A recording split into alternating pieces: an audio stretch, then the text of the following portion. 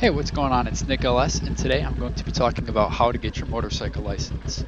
Step 1 is to take the basic rider course through the Motorcycle Safety Foundation. That's going to be the biggest piece. Step 2 is to take the written test at your local DMV.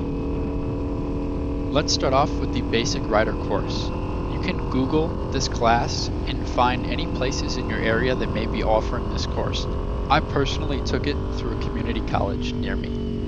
You do have to enroll into this class and space is limited, so make sure you register in advance. Let's talk about the general information of the course. It has a cost of $285. Don't worry about not having a motorcycle because they are provided. Let's talk about what to bring.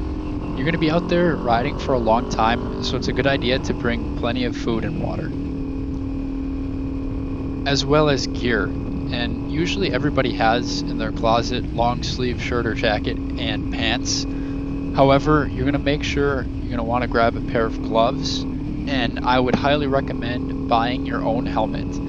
Depending on the course, they may have helmets for you, but again, tailoring to what fits you and what suits your needs. Let's talk about what the course layout looks like. Like I mentioned before, this class does take a little bit of time. You have 5 hours total of classroom time and 10 hours total of riding. Personally, when I signed up for my class, I had 2 classroom days, and then everybody will have 2 riding days, 5 hours apiece. In this class, you'll learn about different types of motorcycles, the layout and operation of controls, and how to become a safe and responsible rider. Do not worry if you've never rode a motorcycle or don't know a whole lot about them, because I was in that same situation. This is a learning environment, and I promise you everything will also be learning the basic skills of the motorcycle, including straight line riding, stopping, shifting, turning, swerving, and emergency braking. I personally had a great experience with the motorcycle riding portion of the class. They go over several exercises throughout the course. These are all hands-on exercises that make you more familiar with your motorcycle, as well as becoming a more comfortable and confident rider. There are a total of 14 exercises, and before beginning each one, the instructor will thoroughly explain and walk through and demonstrate each one before you try it yourself. After all 14 exercises are complete, which will be the very end of the riding portion of the class, you will take the skills test.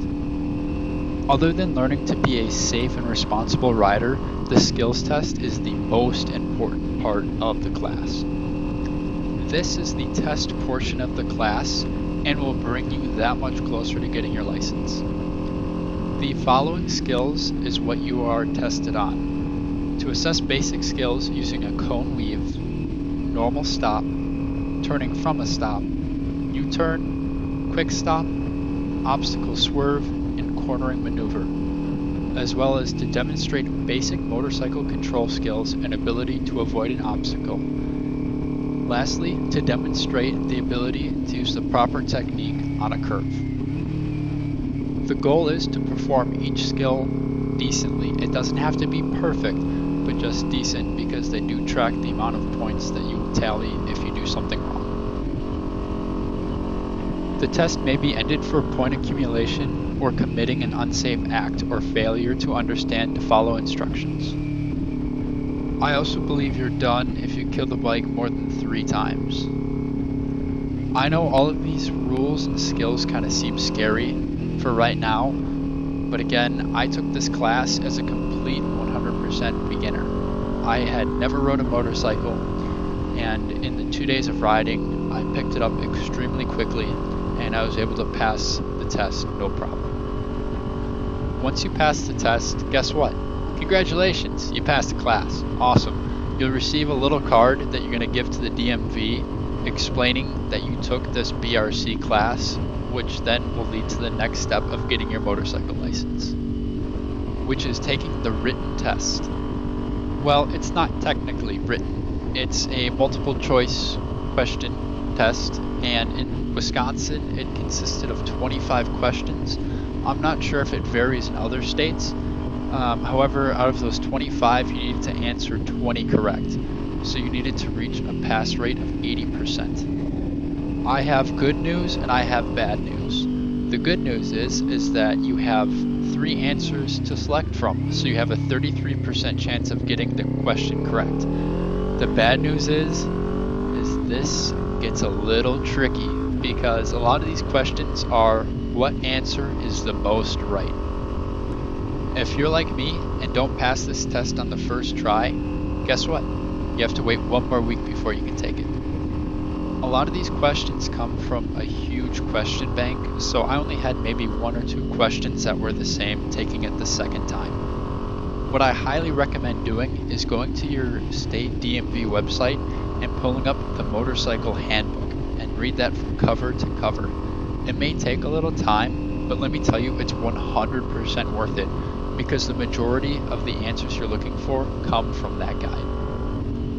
In addition to reading the handbook, I also recommend taking any practice motorcycle exams online. You'll be taking this test on a computer at your DMV. You'll know right away if you failed because the test will stop if you exceed the number of questions answered incorrectly. But because I know all of you out there will pass no problem at all, that is the last step to getting your motorcycle license. Congratulations. After passing, you'll have to get another driver's license because guess what? You get an M on there for motorcycle. If anyone out there is contemplating on getting their license or not, let me give you some advice. Just go for it. It's an awesome learning experience and you get to expand your skill set. If you enjoyed this video or learned anything, please hit that subscribe button. Thanks for watching. Peace.